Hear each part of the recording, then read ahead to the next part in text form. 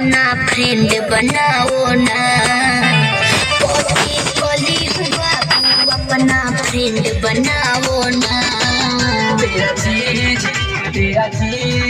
तेरा चीज बड़ा है बेटा, तू पहले टेस्ट कराओ ना।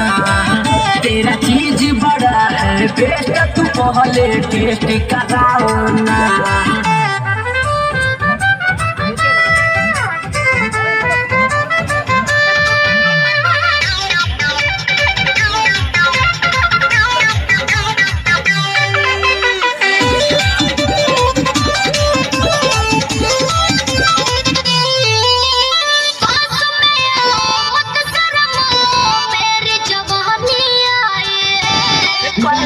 खाना खा कर रानी तू ये तना गरमाई है।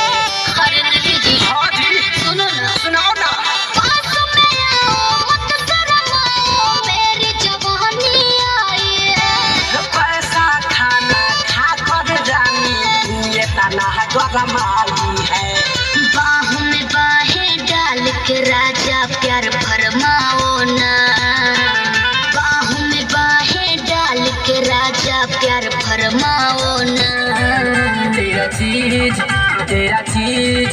तेरा चीज बड़ा है बेटा, तू पहले टेस्ट कराओ ना। तेरा चीज बड़ा है बेटा, तू पहले टेस्ट कराओ ना।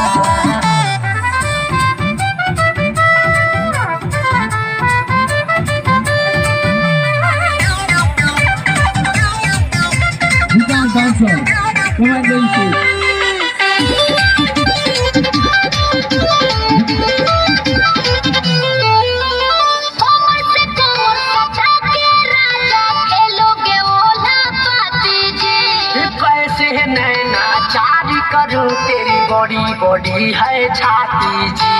अच्छा, और